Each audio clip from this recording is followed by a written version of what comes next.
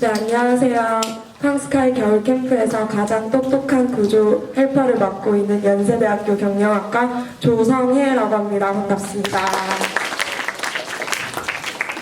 네, 원장님 말씀처럼 여러분들 대강당에 계시는 모두 제가 화를 내거나 소리를 지르는 모습을 대부분 다 보셨을 텐데요. 사실 그건 다 설정된 이미지이고 저는 굉장히 과묵한 편입니다. 네, 제가 오늘 이 멘토 특강을 통해서 물론 여기에는 저보다 수능을 훨씬 잘 보신 분들도 굉장히 많고 또 공부를 저보다 더 많이 하신 분들도 많지만 그냥 제가 짧다면 짧고 길다면 긴 수험 생활을 통해서 느낀 제 공부 철학과 느낀 점을 여러분들한테 최대한 진심을 다해서 전하고자 노력했으니까 조금 지루하더라도 잘 들어주셨으면 좋겠습니다. 네, 이때까지의 멘토 특강을 보면 선생님들은 대부분 공부를 엄청 어릴 때부터 열심히 하신 선생님이나 아니면 그렇지 않다가 어느 순간을 계기로 열심히 하신 선생님 이렇게 두 가지 종류로 나뉘는 것 같아요. 저의 초등학교, 중학교 시절을 돌아보면 저는 꽤 공부를 잘하는 학생이었습니다. 근데 그거는 제가 어릴 때부터 열심히 공부를 해서라기보다는 제가 저 말고 집에 형제가 2명이 더 있는데 그 둘 다 공부를 잘하고 열심히 하니까 저 정도 하는 게 당연하구나 라는 환경에서 자라왔기 때문에 그랬었던 것 같아요. 근데 저의 성향으로 미루어 말씀드리면 저는 공부하는 것도 꽤 좋아했지만 욕심이 굉장히 많은 학생이었어요. 그래서 그때 당시에 저는 모든 방면에서 그리고 무엇이나 꽤나 잘하는 학생이 되고 싶어 했었습니다.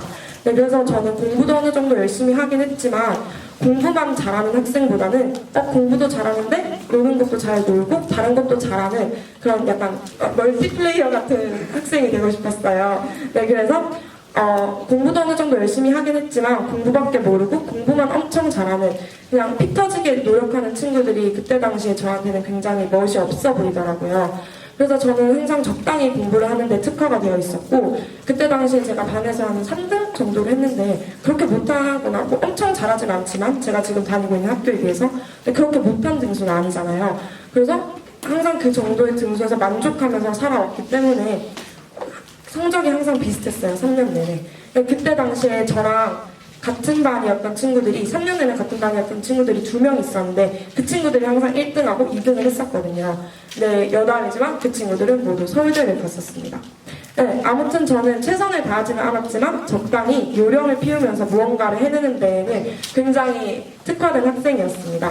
근데 제가 고등학교 입시를 준비할 즈음부터 저는 또 그냥 딱히 단순히 큰 이유는 없었지만 뭔가 멋있어 보인다라는 이유만으로 저희 지역에 있는 외고를 가고 싶었어요. 그래서 제가 외교관이 되고 싶다던가 아니면 외국어를 굉장히 잘하는 학생이었다기보다는 그냥 뭔가 외고생이라는 태그가 제 이름 앞에 붙었을 때 그 타이틀이 굉장히 멋있어 보이는 거예요. 그래서 이거다 싶어서 저는 외국어 고등학교 입시를 준비를 했었습니다. 제가 지금은 굉장히 평범한 대학생 수준의 영어를 구사하지만 그때 당시에 중학생 수준에서는 영어는 꽤 잘하는 학생이었기 때문에 저희 지역 외고 영재원도 다니고 있었고 근데 제가 생각했던 3년 뒤, 2년 뒤, 1년 뒤 고등학생으로서의 제 모습에는 저는 항상 그 외국어 고등학교 학생이었어요. 근데 저는 아까도 말씀을 드렸다시피 항상 비슷한 성적에 머물렀었고 공부를 엄청 많이 한 시험에도 공부를 지난 시험보다 못한 날에도 성적이 비슷했으니까 이번에도 이렇게 어떻게 하다가 보면 되겠지라는 마음으로 이 입시를 준비하던 시즌에 굉장히 풀어졌어요. 그래서 그때가 3학년 2학기였는데 막 학기를 굉장히 펑펑 놀면서 허비하면서 시간을 보내게 됩니다. 이렇게 해도 어쨌든 되겠지, 이때까지도 그려왔으니까 어떻게든 되겠지라는 마음으로 굉장히 안일하게 입시를 준비를 했었던 것 같아요. 네, 결과는 어떻게 되었을까요? 당연히 저는 외국어 고등학교 진학에 실패를 했습니다. 이게 그때 당시에 저한테는 굉장한 충격이었어요.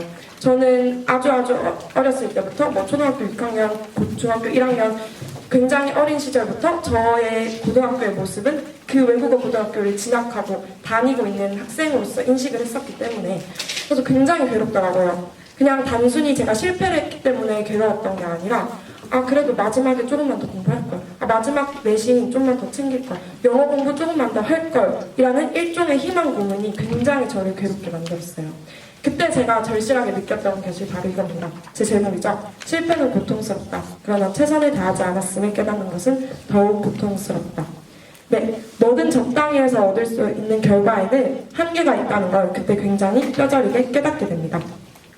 근데 문제점은 뭐냐면 저는 일반고를 이제 진학을 해야 하잖아요. 외고 입시에 실패를 했으니까. 근데 제가 원하는 일반고 진학에도 실패를 하게 된 거예요. 그래서 가고 싶었던 다른 학교가 있었는데 그 학교가 아니라 그냥 집 주변 여고를 진학을 하게 됩니다. 그래서 고등학교 1학년이 돌이켜보면 제 인생에서 가장 큰 슬럼프였는데 저는 이때 진짜 아무것도 하지 않고 그냥 잠만 잤어요.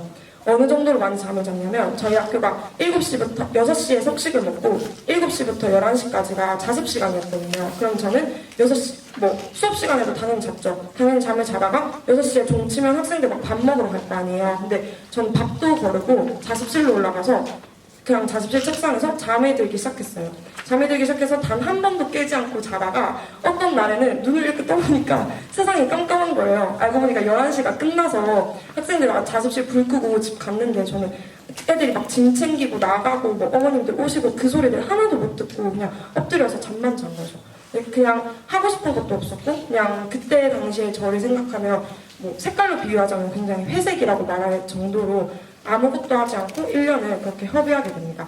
그러니까 당연히 성적은 낮을 수밖에 없겠죠. 근데 제가 지금도 그런데 항상 약간 삶을 살 때 이진법처럼 살거든요. 아무것도 하지 않거나 정말 열심히 해요. 인생을 0 아니면 1로 살아가는 편이어서 하기 싫은 건 절대 하기 싫은 거예요. 그래서 당연히 공부를 안 하니까 초반부터 내신 성적은 안 좋았고 그러니까 내신 공부 진짜 꼴보기도 싫어서 그냥 던져버렸어요.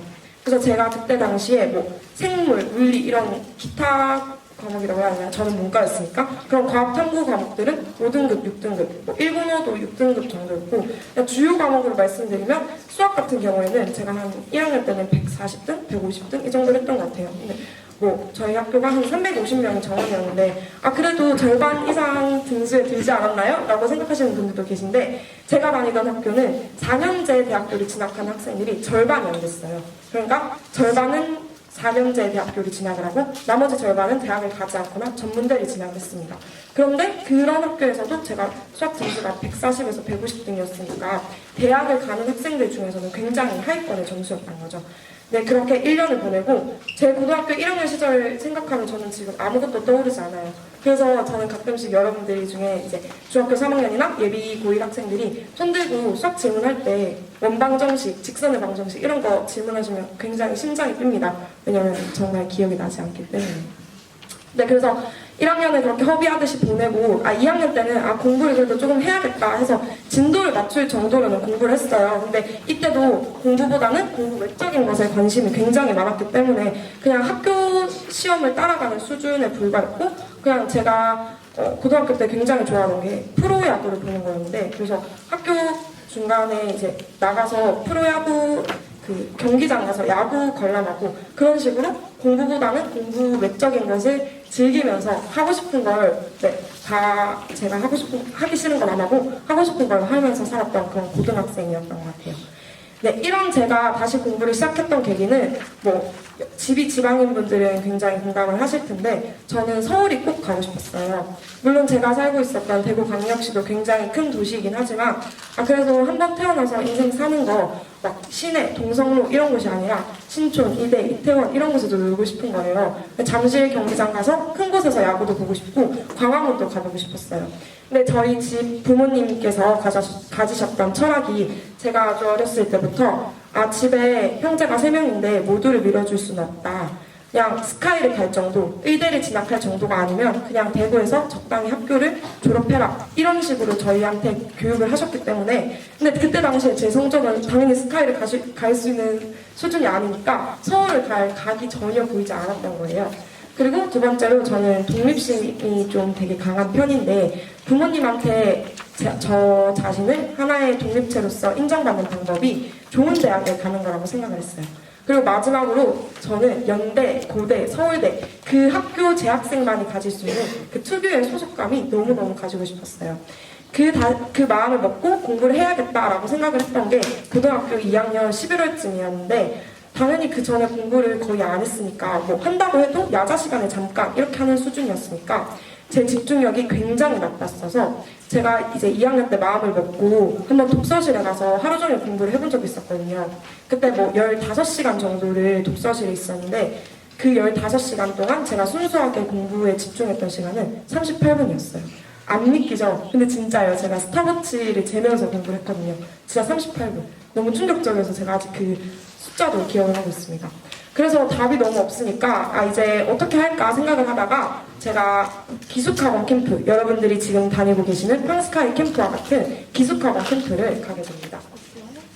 네, 캠프에서 저는 굉장히 열심히 공부를 했어요. 근데 막 그때 그 당시에도 어떤 대학에 가고 싶다, 어떤 사람이 되고 싶다라는 목적이 있어서라기보다는 그래도 속는 셈 치고 6주만 해보자라는 마음이었던 것 같아요.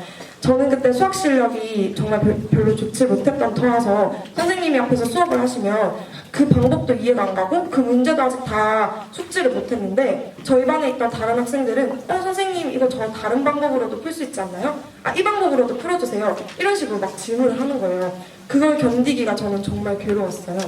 그래서 그때 당시에 제가 다니던 학원은 뭐 수업을 하고 자습 시간이 끝나면 10시에 이제 다 기숙사로 돌아가서 점호를 하고 잠이 들어야 하는 구조였는데 저는 잠이 들 수가 없었어요. 근데 이제 거기도 여기처럼 점호를 하고 다 소등을 하잖아요. 그러니까 저는 이제 1층 침대에 살았었는데 이불을 뒤집어 쓰고 휴대용 랜턴 있잖아요. 그거를 켜서 수학 문제를 풀었습니다.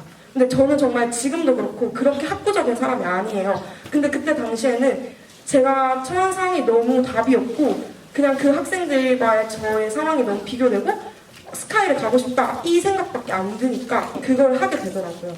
그래서 제가 그렇게 공부를 좀 열심히 하고 밥 먹는 시간도 아껴가면서 자습을 하니까 이제 그 학원에 원장님처럼 쓴소리를 해주시는 담임 선생님이 계셨는데 그 담임 선생님이 저를 딱 보시더니 너는 진짜 딱 이렇게 10개월만 해라. 그럼 너 무조건 스카이 갈 수 있다. 이렇게 말씀을 하시는 거예요.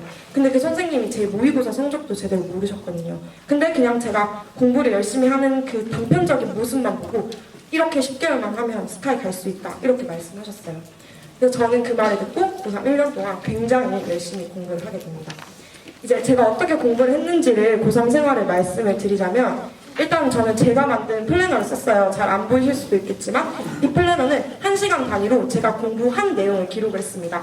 일단 저는 6시 반쯤에 일어나서 7시에 학교 가는 셔틀버스를 탔어요. 그러면 학교를 가는데 한 20분에서 30분 정도 걸렸는데 이 셔틀버스에서 한국사나 세계사, 제가 사회탐구를 세계사를 했었거든요. 세계사 개념인강을 들었습니다.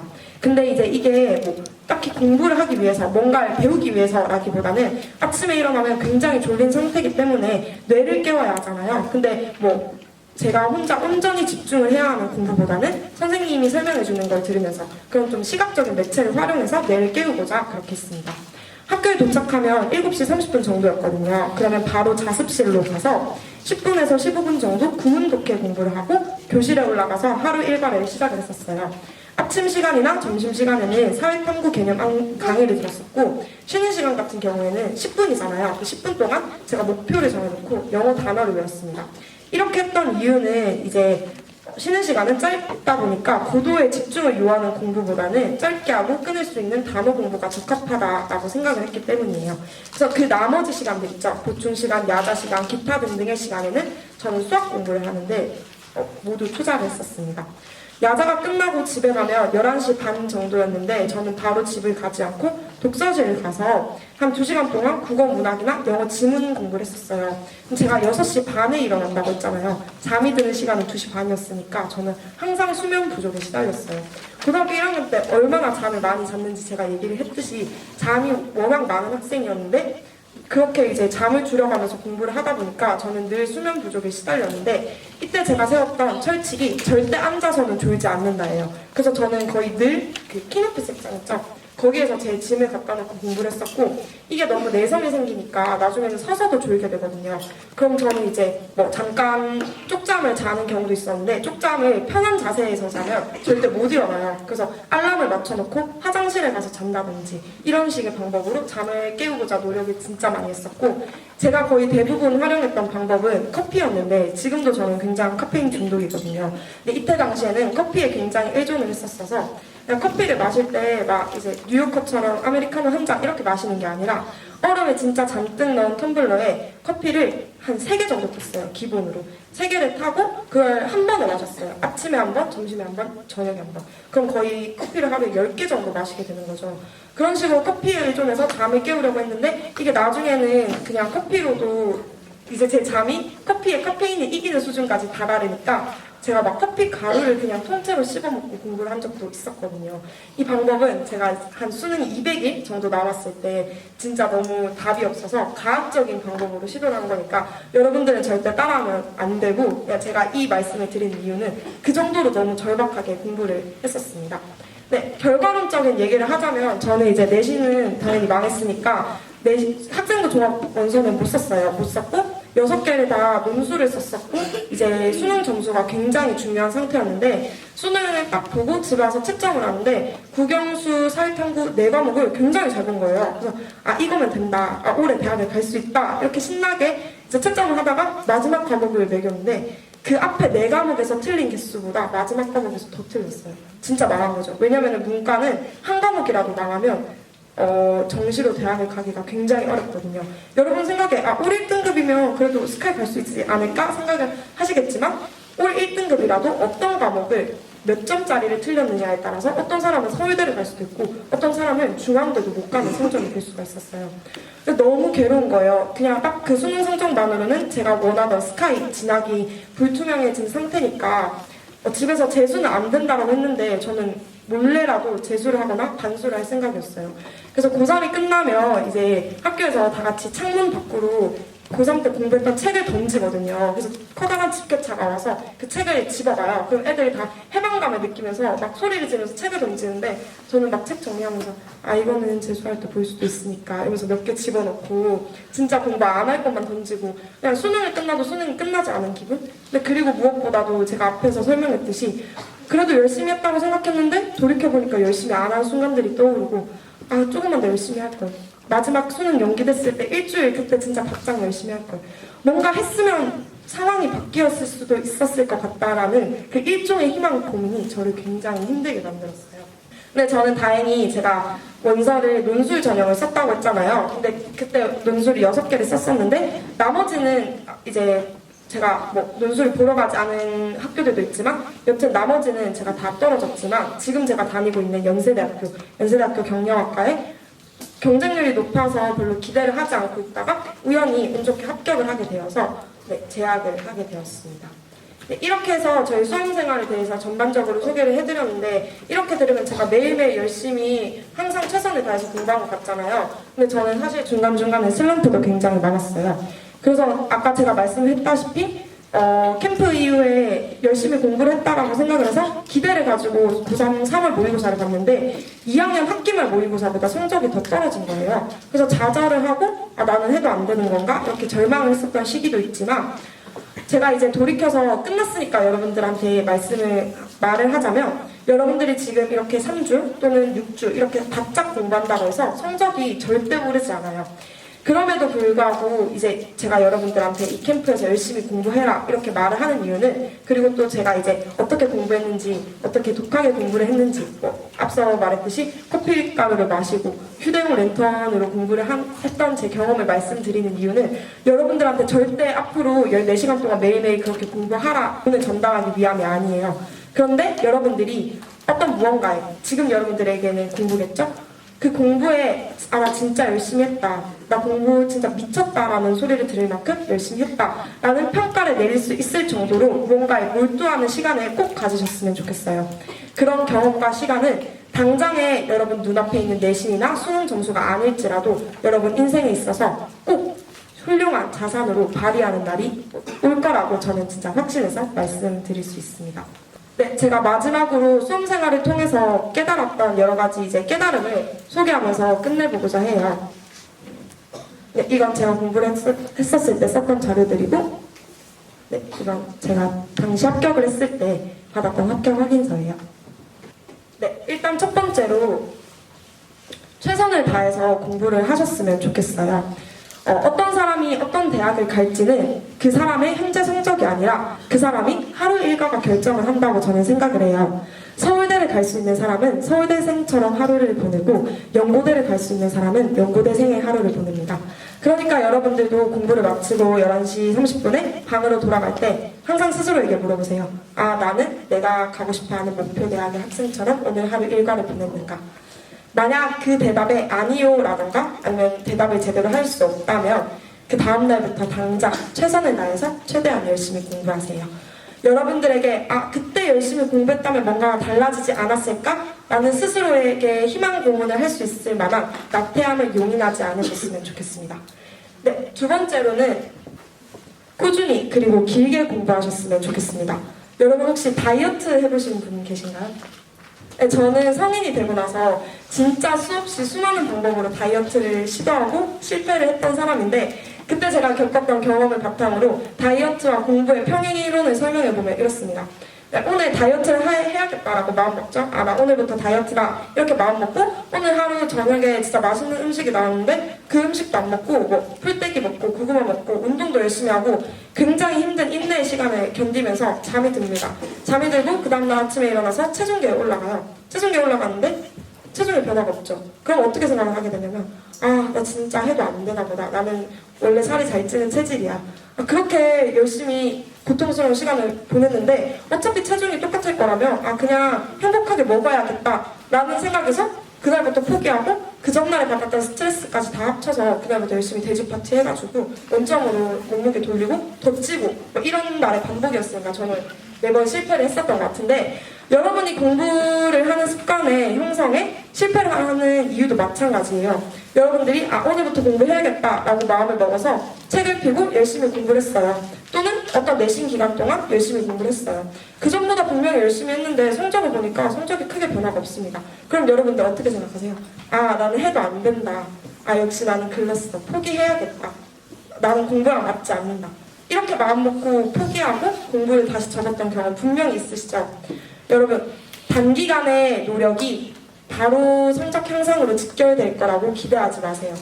여러분들 그냥 만약에 열심히 공부를 해서 기대하고 시험을 봤는데 성적이 안 좋다. 그러면 내 성적이 아직 내 실력이 아직 정책이구나, 잠복기구나 라고 그냥 믿어버리세요. 믿고 다시 열심히 공부하세요. 저도 맨날 그러거든요. 열심히 운동하고 다이어트 하다가 체중이 올라갔는데 체중에 변화가 없으면 근육이 늘었나 보다 이렇게 저 혼자 스스로 그냥 자기 합리화하고 믿어버립니다.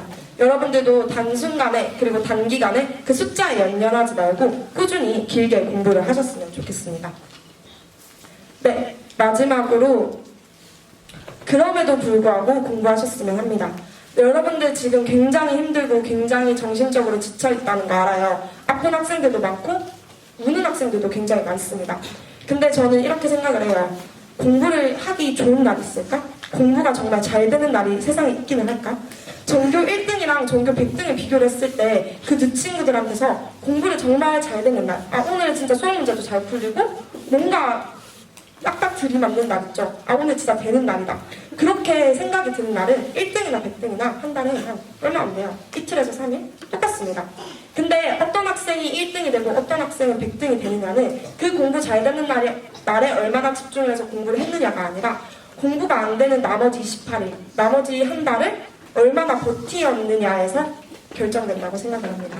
뭔가 어딘가 아픈 것 같고 뛰쳐나가고 싶고 그냥 자고 싶고 오늘만 쉴까? 오늘은 안 하면 안 될까? 그렇게 스스로에게 의문이 드는 그 날에 버틴 사람과 버티지 않은 사람에서 어떤 사람은 1등이 되기도 하고 100등이 되기도 합니다. 그러니까 여러분 스스로 최선을 다해서 그럼에도 불구하고 공부를 하셨으면 좋겠습니다. 인생을 비코즈가 아니라 디스파이시로 규정을 하고 전개하고 살아가시길 바랍니다. 네, 여러분들도 열심히 그리고 지금까지 잘 해오신 것처럼 이 3주간의 캠프를 잘 마무리하셔서 앞으로 지금 여러분들 머릿속에 있는 여러분이 꿈꾸고 있는 모든 것들 그 상상을 여러분 미래의 일상으로 바꾸는 날이 오셨으면 좋겠습니다. 감사합니다.